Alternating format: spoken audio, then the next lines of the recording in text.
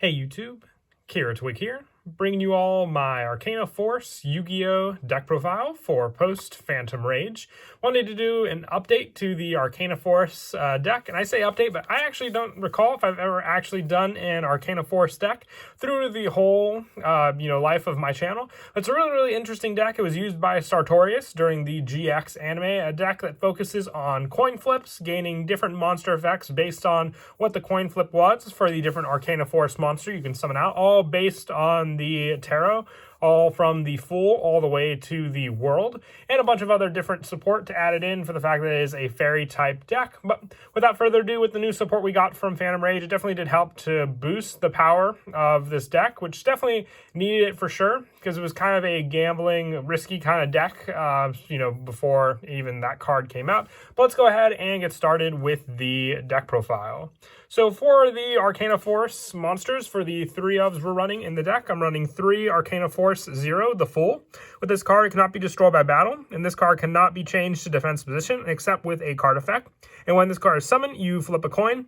If it's head, you negate the effects of your spell, traps, and monster effects that target this card, and then destroy them. And if it's tails, you negate the effects of your opponent's spell, traps, or monster effects, and then destroy them. So with this card and a bunch of other different Arcana Force cards, the effects will vary depending on, if you get a heads or a tails, usually one benefiting you, and then the other one making it so it benefits your opponent. So the fact that you won't be able to target this card yourself with your own cards, not as situational as, when your opponent may have a card on the field, but still, you want to have it so you can be in control of the coin flip, so we have plenty of other cards to rely on that in this deck as well.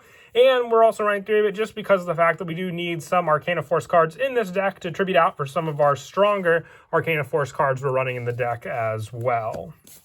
For another 3 of that we're running in the deck, I also run 3 Arcana Force 6, the Lovers.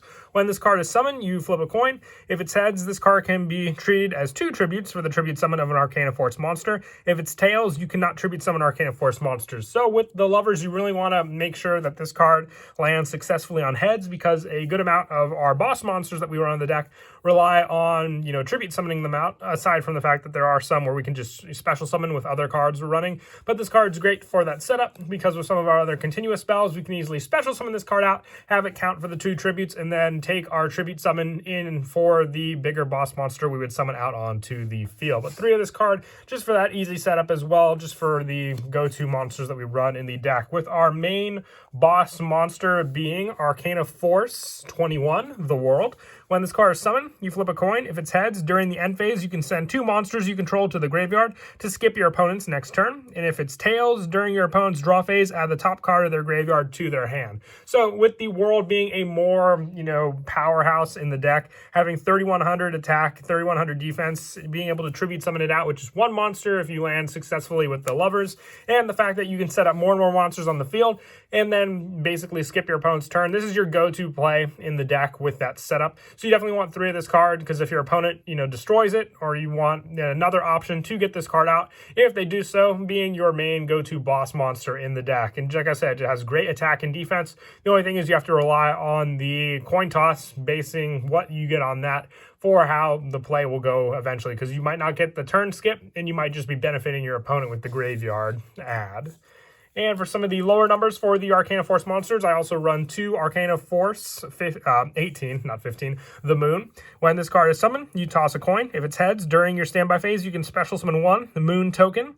And during each of your end phases, selected 1 monster of your opponent and give control to your opponent. So you want the heads one, with tails being the one that you're giving your opponent cards, with the Moon giving you resources, meaning, for extra deck summons, or just having overall power to not give your opponent monster. The Moon having 2800 attack and 2800 defense, being another easy special summon, or one of your go-to tribute ones. I thought of running the Light and Dark Rulers. If you wanted to mix and match those numbers, you can always take out a copy of the Moon, or one of the other next copies we run in the deck to add those cards in. They normally require 3 tributes, so a little more difficult to get out. That's why I wanted to focus more on the Moon and the World as our power monsters in the deck. But once again, it comes down to player preference with those monsters. For some of the 1-ofs for the Arcana Force monsters, I run 1 Arcana Force 4, the Emperor. When it's summoned, you toss a coin. Heads, all Arcana Force monsters you control gain 500 attack. If it's tails, all Arcana Force monsters lose 500 attack. But that boost especially can come in handy for monsters like the World and also the Moon, depending on what play you may have for those boosts especially.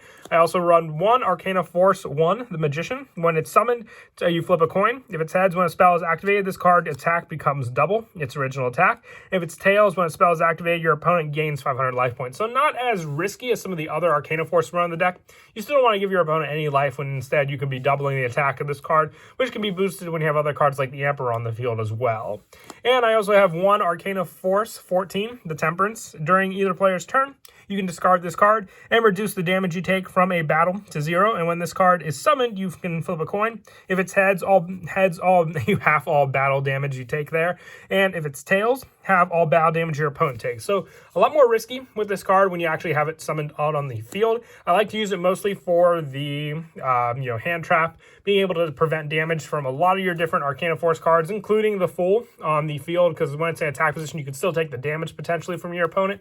But also, if you want to mix around some numbers, if you want to keep the number of the moons you run in the deck, you can always remove the copies of Magician and the Emperor, adding in an additional Temperance, and then adding in one of the light rulers in this spot. But once again, mixing around the player preference with the kind of monsters you're running in the deck, once again, determines what kind of playstyle you want to have. I like having the different numbers of Arcana Force for running, so you always have, a different type of playstyle to go up against your opponent with, but it does, rely on a lot of the other different spells we're running to make sure these plays go successfully.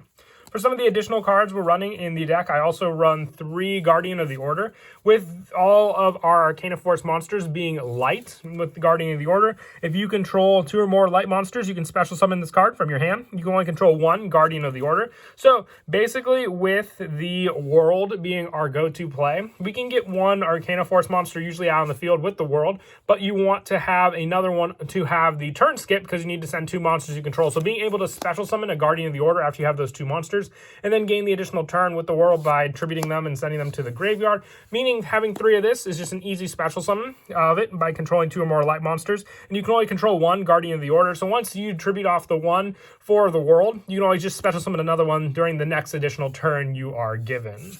And I also run 3 Honest, with, once again, light monsters being the main key play in the deck, no matter which one we have. Being able to just have this option to drop this card from the hand to the graveyard, gaining the attack of that monster, makes it so if our opponent tries to attack over a good number of them, we can stop those plays or even just hit our opponent for some heavy damage with some of our higher attack point Arcana Force monsters. And that is it for the monsters in the deck. We'll now move on to the spells.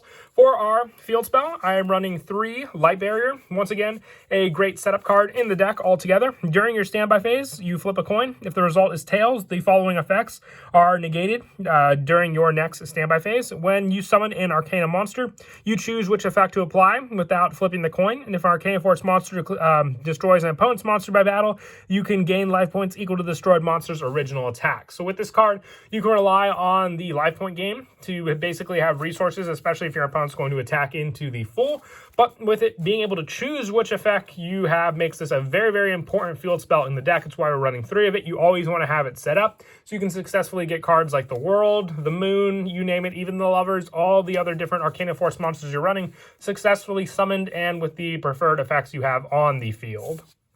And then with our new card from Phantom Rage, I'm running 3 Arcana Reading. You toss a coin and apply this effect. If a light barrier is on your field zone, you can choose the effect instead. If it's heads, you can add 1 card from your deck to your hand that has a coin tossing effect, except for Arcana Reading. If it's tails, your opponent adds 1 card from their deck to their hand, and you can banish this card from your graveyard immediately after this effect resolves. Normal summon 1 Arcana monster, and you can only use each effect of Arcana Reading once per turn. This card definitely boosted up the power of the deck altogether, with Light Barrier being our go-to field spell on the deck, having that activated and being able to choose which obviously you'd want the heads effect to use, but also having the graveyard banish as an added benefit for the additional normal summon means we can get the World or the additional monster that much faster out on the field, since the Lovers can be our special summon monster, with our next go-to card being Valhalla, Hall of the Fallen. I'm running 3 of this card as well. If you wanted to run Hecatrice, you could try taking out some copies of Honest for that card as well. To search this continuous spell out. Once per turn, you can special summon one fairy type monster from your hand. You must control no monsters to activate and resolve this effect. So with it, it's just that easy of a special summon. You can get your resource on the field, activate the Arcana Force effect, and then if it's the lovers, you have the tribute ready to go for the world, and then Arcana Reading giving us the go-to special summon of another one on the field. I'll go over the full play for the world turn skip at the end of the video, so definitely look forward to seeing that. For some of the other additional spell power, I do run 2 Pot of Extravagance. There's really no need for the extra deck in this deck. It's just an added preference if you need those monster resources. So 2 Pot of Extravagance really does come in handy for the banish and draw, because resources are everything in this deck. You're going to invest a lot in plays, so having these for additional draw power definitely can come in handy. If you don't have Extravagance, you can always try Upstart Goblin and another additional like 1 Day of Peace for the draw power and the deck milling, or you can try Pot of Desires. We do run a good amount of play sets in this deck, so banishing some of the cards won't hurt you as much as other decks, but once again, I still prefer Extravagance because no matter what you banish from the extra deck, you still have the option to go into plenty of your different plays in this deck. And for some of the one-ofs, I run 1 Monster Reborn, more special summoning back onto the field. The Arcana Force monsters just have to be summoned to resolve their effects, so being able to use this and then get another monster on the field makes it all the better. 1 Call by the Grave, once again stopping my opponent's hand trap. Search power, especially with our newest spell in the deck, is very, very important. 1 Terraforming, searching out the Light Barrier field spell, and also the 1 Second Coin Toss. It's another continuous spell. As long as this card remains face up on the field, you can negate the effects of a card requiring a coin toss once per turn, and then redo the coin toss. So with this, if you don't have your field spell, this is more like a backup option available to you in the deck, so you can try and resolve the coin toss to the preferred coin toss you may have used during that turn. And that is it for the spells. We'll now move on to the traps. I run 2 Reversal of Fate. You special summon 1 Arcana Force monster. You select, not special summon. Select 1 you control, and that monster's effect is now treated as the flip of the opposite coin toss. So with this, if you need more options, if you don't have the field spell set up, this card just helps just with the option to give you the, like it says, Reversal of Fate, giving you the preferred one if you have the negative effect on the field, if you're not able to tribute, if you're getting minus and your opponent is gaining life, you name it. 2 of this is just my preferred preference to give you more and more options depending on what your coin toss may be. If your opponent takes away your field spell, you always have this as that added backup in the deck.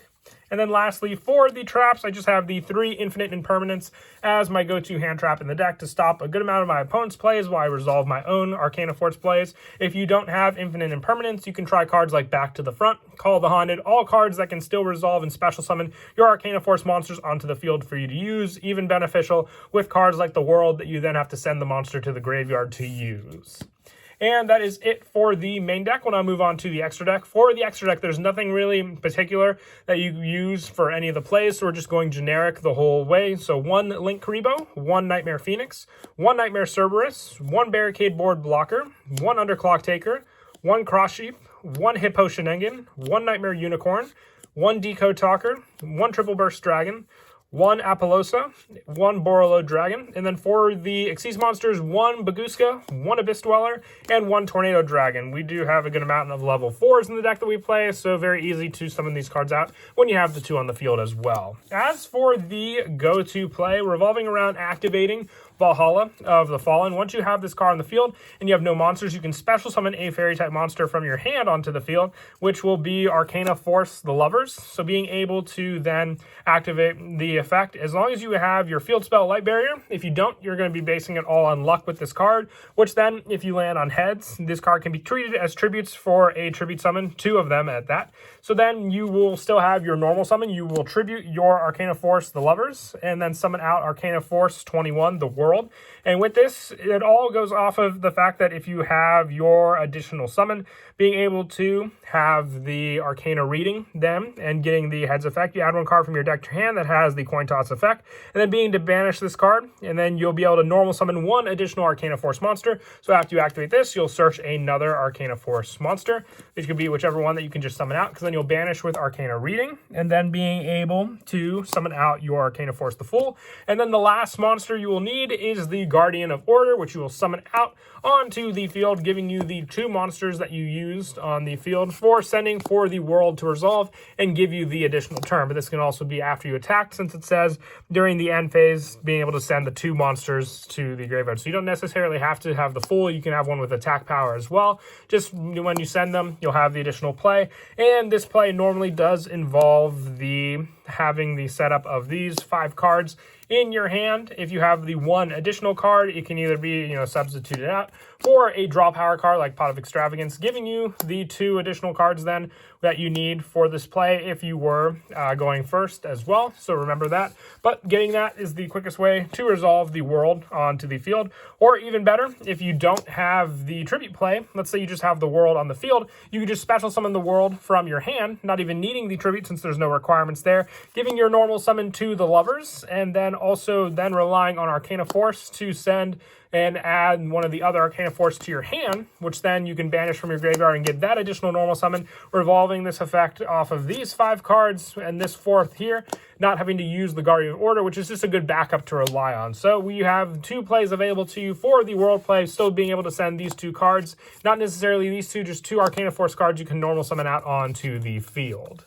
But that is it for the deck profile. I hope you all enjoyed the video. It was definitely a fun deck. And like I said, I can't recall if I've ever done an Arcana Force deck on this channel before. But definitely glad I was able to. I did not expect us to get new support in Phantom Rage for this deck, but it was definitely a big boost for sure. But until next time, please don't forget to leave a like and subscribe. And Kira, Twig out.